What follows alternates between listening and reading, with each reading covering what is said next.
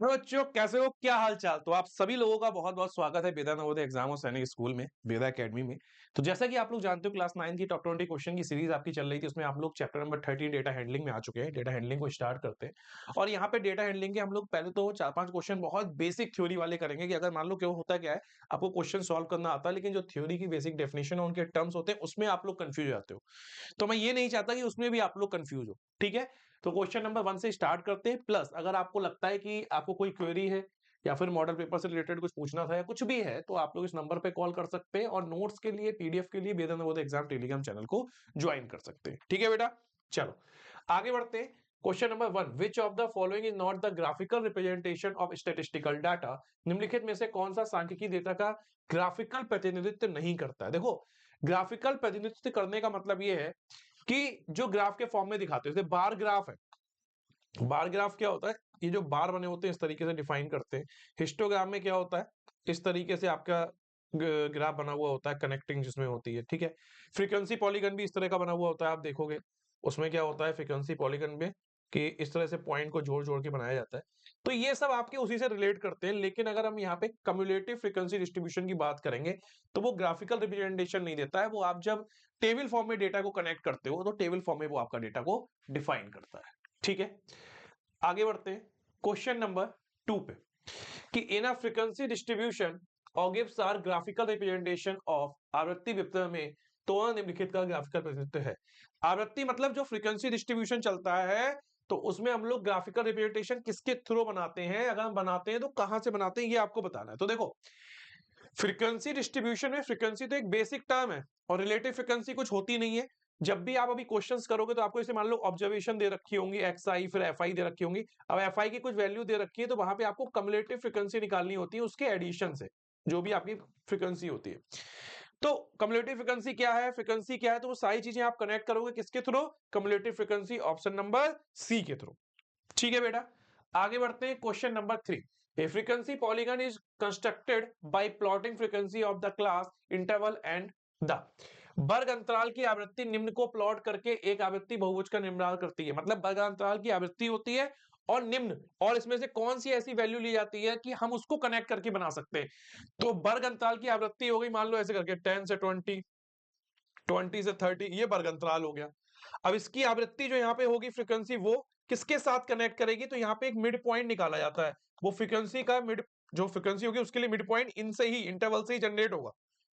10 plus 20/2 यानी 15, 20 plus 30/2 यानी 25, इस तरीके से। तो आप कहोगे sir mid value of the class, क्या कहोगे, mid value of the class. Question number 4, in a histogram the area of each rectangle is proportional to.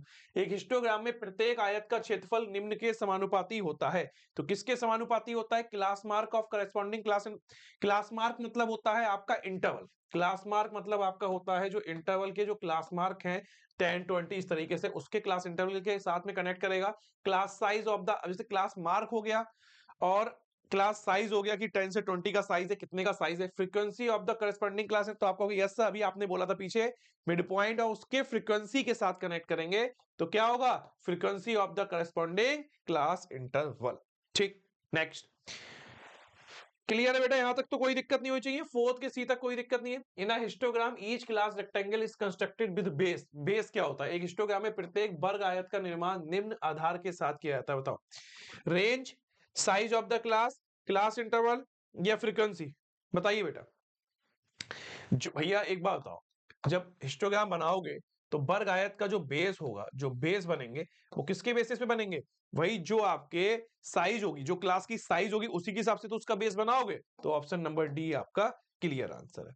Question number 6, यानी जो 5 क्वेश्चन है थ्योरी के, वो 5 मिनट में क्या आप 10 सेकंड में एक क्वेश्चन कर सकते हो। लेकिन थ्योरी वाले क्वेश्चन का पता रहना चाहिए कि मिड पॉइंट क्या है, फ्रीक्वेंसी क्या है, वो सब चीजों के बारे में जानना चाहिए। चलो क्वेश्चन नंबर 6 से स्टार्ट करते हैं। Read the graph shown in the figure and answer the following question. In which year the increase of student is maximum. कौन से ईयर में स्टूडेंट जो है मैक्सिमम इंक्रीज हुए थे। तो उसमें क्या करना होता है, जो भी आपकी ईयर वाइज डेटा दिया होगा उस ईयर वाइज डेटा को आपको अलग अलग डिफरेंशिएट करना होगा, कि दिए गए बार ग्राफ को पढ़े और ये देखें कि किस वर्ष छात्रों की वृद्धि अधिकतम है। तो किस वर्ष छात्रों की वृद्धि अधिकतम है आपको दिख रहा है, कोई दिखने में कोई कंफ्यूजन तो नहीं है, ग्राफ प्रॉपर दिख रहा है, बहुत बढ़िया। तो अगर मैं यहां से देखूं तो ये देखो, ये वैल्यू दिख रही है 150, ये 200 है, 250 है, 300 है, 350 है। तो इसके बीच का गैप देखो 50 है, 250 और इसके बीच का गैप 50 है, ये 300 जा रहा है, इसके बीच का 50 है और इसके भी, मतलब ये आपकी यूनिफॉर्मली इंक्रीज हो रहा है।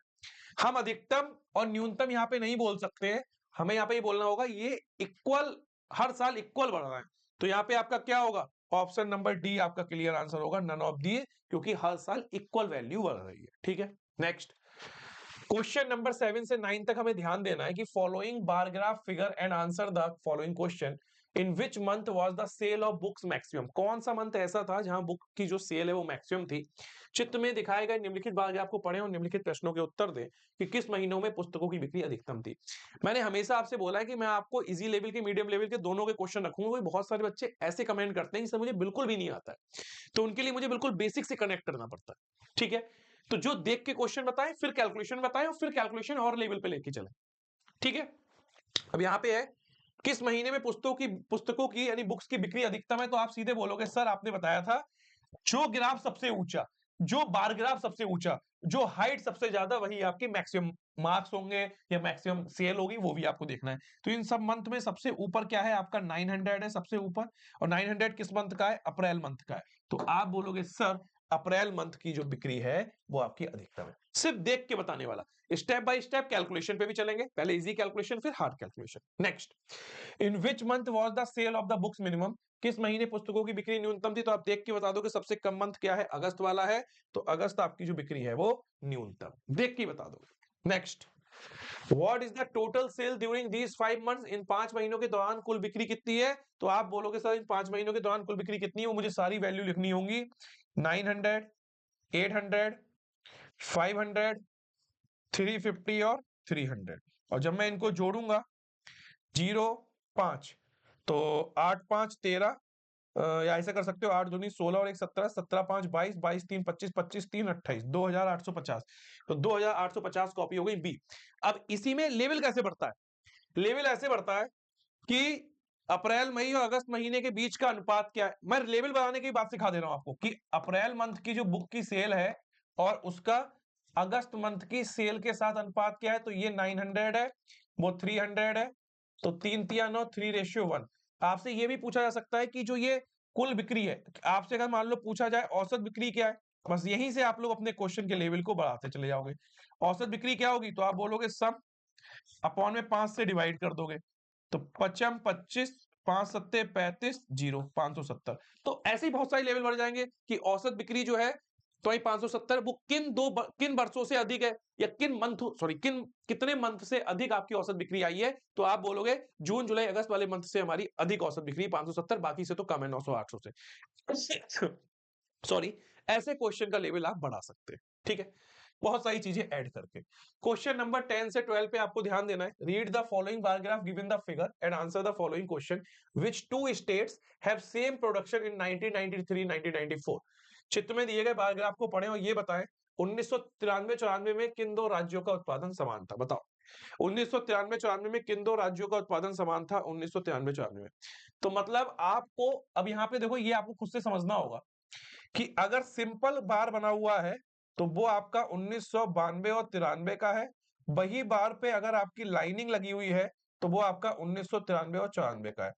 तो हमें सिर्फ 93-94 का डेटा देखना है, यानी लाइनिंग वाले बार ग्राफ को देखना है और ये देखना है किन दो राज्यों की ये वाली जो लाइनिंग है वो सेम है। ये देखो अब ये बच्चे जल्दबाजी में यूपी कर देते बट वो गलत है, क्योंकि हमें ब्लैंक वाले से मतलब ही नहीं है, हमें बेटा लाइनिंग वाले से देखना है। तो लाइनिंग वाला आपका ये वाला देखो, लाइनिंग वाला 93-94 का, ये देखो तो किस किस का लाइनिंग वाली वैल्यू बराबर है। तो अब ये देखो लाइनिंग वाली वैल्यू यहाँ पे देखो, ये भी आपकी लाइनिंग वाली वैल्यू 80 आ रही है। अगर यहाँ पे देखें तो यहाँ पे भी लाइनिंग वाली वैल्यू आपकी 80 आ रही है। सॉरी एक सेकंड, ये यहाँ पे भी देखो 93-94 की ये वाली वैल्यू भी आपकी 80 आ रही है। ठीक है, तो 80 किस किस की आ रही है, ध्यान से देखो, बिहार और एमपी की आ रही है। ठीक है, तो आपका आंसर क्या हो जाएगा, बिहार और एमपी दिया हुआ है कहीं, हाँ ये देखो ए। तो बच्चे क्या करते हैं, देखो जो एक जनरल बच्चों की जो थिंकिंग होती है मैं उसकी बात कर रहा हूं।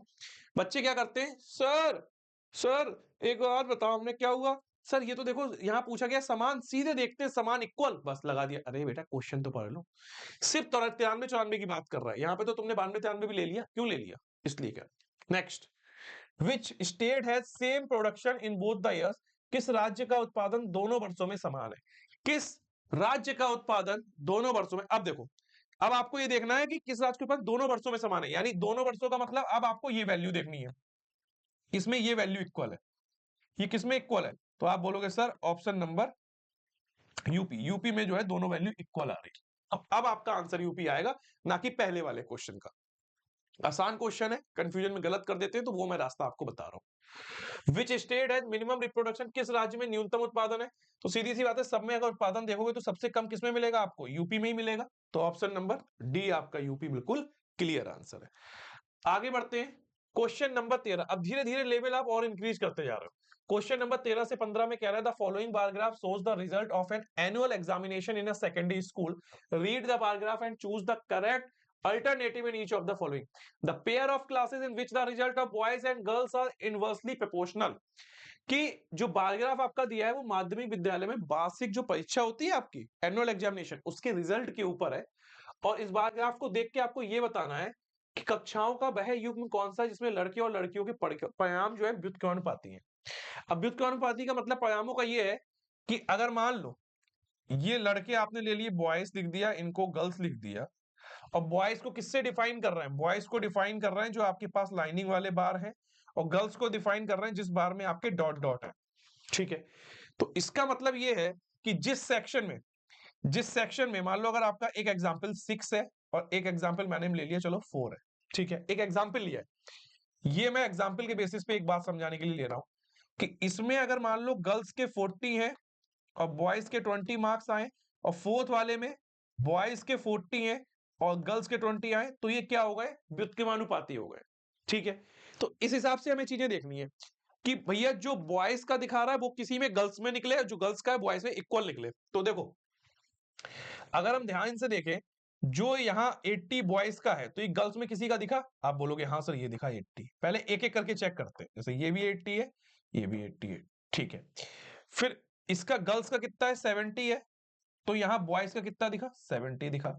तो ये हो गया ना कि भैया 6 क्लास में बॉयज के 80 है तो 9th क्लास में गर्ल्स के 80 है, 6 क्लास में गर्ल्स के 70 है तो 9th क्लास में बॉयज के 70 है। इनडायरेक्ट प्रोपोर्शनल, यानी आप कह सकते हो व्युत्क्रमानुपाती है। ठीक है, तो एक तो आपका ये वाला हो गया,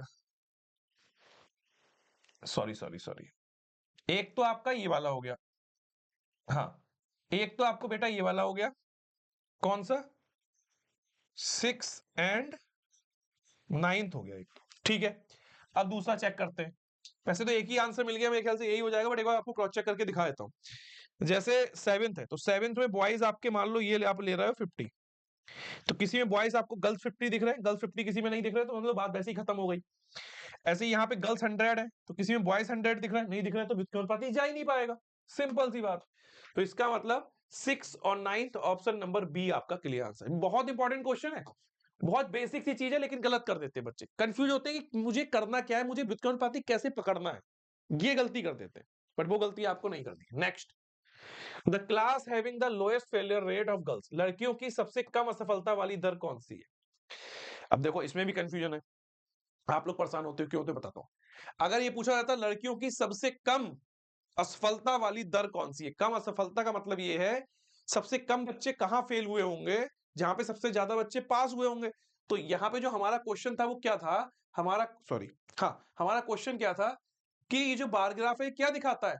ये वार्षिक परीक्षा के परिणाम को दर्शाता है, कक्षाओं का वैल्यू, ठीक है, परिणाम को दर्शाता है। तो ये परसेंटेज ऑफ स्टूडेंट पास वाली है, कौन सी वाली है बेटा? पास वाली है। तो जब पास वाली आपको दिखा रहा है, तो जहां सबसे ज्यादा बच्चे पास होंगे वहां सबसे कम फेल होंगे। तो हमसे यही तो पूछा है सबसे कम फेल बच्चे कहां पे, लोएस्ट रेट फेलियर, तो आप बोलोगे जहां गर्ल्स सबसे ज्यादा पास हुई हैं। तो गर्ल्स सबसे ज्यादा पास हुई हैं कहां पे? 7th में। किसमें? 7th में। तो ऑप्शन नंबर ए आपका 7th क्लियर है। बहुत कंफ्यूजन होती है। अब बच्चे क्या सुनते हैं? सबसे कम सुनते ही सबसे कम गर्ल्स ढूंढने लगते हैं, कहां पे गर्ल्स की परसेंटेज सबसे कम है, 8th में, गलत कर देते हैं। भैया अगर सबसे कम परसेंटेज पास, ये तो पास वाला डेटा दिखाया गया है, तो सबसे कम फेल वहीं पे होंगे जहां सबसे ज्यादा पास हुए होंगे, तो आपका क्या होगा, 7th आंसर होगा। ठीक है, कंफ्यूज मत होना। Next, the class having the lowest pass rate of boys. अब देखो लड़कों की सबसे पास दर कहां पे है, क्योंकि ये जो आपका ग्राफ दिया है पास वाला दिया है। अब लड़कों की सबसे पास कम, तो ये सबसे पास है, अब इसमें सबसे कम देखनी है, तो लड़कों की सबसे कम पास वाली दर, तो लड़के सबसे कम कहां पे, अगर आप ध्यान से देखोगे तो लड़के सबसे कम ये बॉयज, देखो ये वाला सबसे कम है, यानी ये भी 7th में ही है। भाई लड़कों की, आपको पहले ये सब पास का डाटा हो गया, ठीक है। अब लड़कों की सबसे कम पास वाली लड़कों की डेटा कौन सा, यही है 7th वाला, तो ऑप्शन नंबर बी आपका क्लियर। क्वेश्चन को, आसान क्वेश्चन को भी समझना जरूरी है, क्योंकि आसान क्वेश्चन लगता है ना ये तो हो जाएगा, वहां पे जाके अरे सर समझ में नहीं आया, 7th लगाऊंगा 8th लगाऊं, ये गलती हो जाती है। नेक्स्ट क्वेश्चन नंबर 16 से 20 तक पाई ग्राफ के क्वेश्चन है, देखिए पाई चार्ट के। The circle graph given here shows the spendings of a country on various sports during a particular year. Study the graph carefully and answer the questions given below. What percent of the total spending is spent on tennis? यहाँ दिया गया वृत्त एक विशेष वर्ष के दौरान निम्नलिखित खेलों को एक देश के खर्च को दर्शाता है। ग्राफ का ध्यानपूर्वक अध्ययन करें और ये प्रश्न का उत्तर बताएं कि कुल खर्च का कितना प्रतिशत टेनिस पर खर्च किया जाता है। कुल खर्च का कितना प्रतिशत, तो देखो अभी यहाँ पे कुल खर्च तो हमें बेटा पता नहीं है, अभी यहाँ पे हमें कुल खर्च नहीं पता है, लेकिन हमें एक चीज पता है कि अगर डिग्री में वैल्यू दी गई है तो हम कुल खर्च को 360 डिग्री ले लेते हैं। ठीक है, और कुल खर्च का कितना प्रतिशत, तो हम ले रहे हैं कि कुल खर्च 360 डिग्री है, इसका x प्रतिशत जो है वो किस पे खर्च किया जा रहा है, टेनिस पे। तो 360 गुणा x बटे 100 इक्वल टू टेनिस पे कितना हो रहा है, 45। So x equal to 45 into 100 upon 360। अधिक तो पूछा नहीं है, सिर्फ कितना प्रतिशत पूछा है। ठीक है भाई, 9 से काटो, 9 पंजे 45, 9 चौक 36, 40, 0 से 0 काटा। ठीक है, 2 से काटेंगे, 2 दूनी 4, 2 पंजे 10, तो ये हो जाएगा पचम 25/2। 25/2 को क्या लिख सकते हो, 12 सही 1/2%। ऑप्शन नंबर ए आपका क्लियर आंसर है, क्योंकि ये पूछा है ना कुल खर्च का। कुल खर्च हमने 360 डिग्री माना, क्योंकि अभी हमारे पास कुल यही 360 डिग्री में डेटा लेके चल रहा है ना। ठीक है, चलो आगे बढ़ते। How much percent more is spend on hockey than on golf.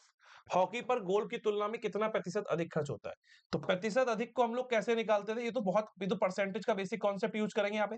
प्रतिशत अधिक हम लोग निकालते थे कि जितनी वृद्धि हो रही है वो, और जिससे तुलना हो रही है, जिससे कंपेयर हो रही है ओरिजिनल वैल्यू, वो मल्टीप्लाई 100%। ठीक है भाई, तो हॉकी पर गोल्फ की तुलना में कितना प्रतिशत अधिक, ठीक है, तो परसेंटेज अधिक निकालना है। ठीक, हॉकी पर गोल्फ की तुलना में, हॉकी 63 गोल्फ 36, तो हॉकी पर यानी 63 डिग्री माइनस गोल्फ 36 डिग्री गुणा 100% अपॉन तुलना या ओरिजिनल वैल्यू। तो किससे तुलना कर रहे हैं, गोल्फ की तुलना, तो गोल्फ की वैल्यू कितनी दे रखी, 36 डिग्री। ठीक है, 13 में से 6 गया 7, 5 में से 3 गया 2, 27/36 गुणा 100%। 9 तिया 27, 9 चौक 36, 4 से काटेंगे 100 को 25, 25 तिया 75% आपका आंसर। ऑप्शन नंबर डी आपका क्लियर आंसर है। ठीक है, मतलब आसान क्वेश्चन को समझिए, आप बेसिक चीजों से समझिएगा, बेसिक स्टेप्स के साथ समझिए, कर लेंगे। Next, how much percent less is spent on football than that cricket. मतलब फुटबॉल पर क्रिकेट की तुलना में कितना प्रतिशत कम खर्च किया गया, तो ये भी आपको पता है। परसेंटेज कमी या परसेंटेज कम कैसे निकालते हैं, जितनी आपकी वैल्यू की कमी हुई है वो, फिर जिससे आप तुलना कर रहे हो जो ओरिजिनल वैल्यू है जिससे कमी हो रही है वो, मल्टीप्लाई 100%। ठीक है भाई, तो परसेंटेज कमी बेटा कैसे निकालोगे, तो आप बोलोगे सर फुटबॉल पर क्रिकेट की तुलना में, तो फुटबॉल की वैल्यू कितनी है 54, क्रिकेट की कितनी है 81, तो क्रिकेट में से घटाएंगे हम 81 माइनस 54, अपॉन में तुलना किससे कर रहे हैं, क्रिकेट की तुलना में, तो क्रिकेट 81 गुणा 100%। तो ये हो जाएगा 11 में से 4 गया 7, 8 की जगह 7, 7 में से 5 गया 2, 27/81 गुणा 100%। 9 नेम 81, 9 तिया 27, फिर 3 से काटेंगे 3 तिया 9, ये हो गया 100/3%, जिसे हम लोग बेसिक क्या लिख सकते हैं, 33 सही 1/3%। और ये चीज आपको आनी चाहिए बिल्कुल माइंड में कि अगर 100/3 दिखा है तो वो 33 सही 1/3 होगा। इसके लिए आपको कहीं कैलकुलेशन और कहीं डिवीजन करने की जरूरत नहीं हो चाहिए, पता हो चाहिए, टाइम बचाता है आपका, ये आपका टाइम बचाए। स्क्रीनशॉट लीजिएगा, फिर आगे चलते हैं। Next, if the total amount spent on sports during the year was rupees 2 crore, the amount spent on cricket and hockey together was, यदि एक वर्ष के दौरान खेलों पर खर्च की गई कुल राशि 2 करोड़ थी, तो क्रिकेट और हॉकी पर एक साथ खर्च की जाने वाली की गई राशि कितनी है? अभी मैंने बोला, अभी क्वेश्चन क्या बताया था? मैं क्वेश्चन ये बोला था कि जो ये पाई चार्ट है, जो वृत्त ग्राफ है, वो क्या दिखाता है? खेलों पर एक देश के खर्च को दर्शाता है।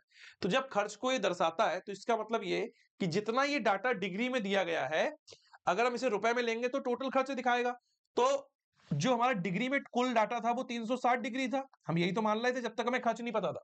अब हमें यहाँ पे कुल खर्च दे दिया 2 करोड़, तो यानी 360 डिग्री की वैल्यू दे दी हमें 2 सीआर। और हमसे कह रहा है क्रिकेट और हॉकी पर एक साथ खर्च की गई राशि कितनी है? तो भैया क्रिकेट, सॉरी,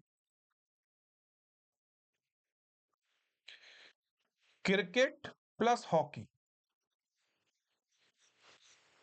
पर खर्च की गई राशि, ठीक है? तो क्रिकेट प्लस हॉकी पर खर्च की गई राशि बेटा कितनी है? तो आप बोलोगे सर कैसी बात कर रहे हो? क्रिकेट प्लस हॉकी वाली बतानी आसान है, कैसे बताओगे?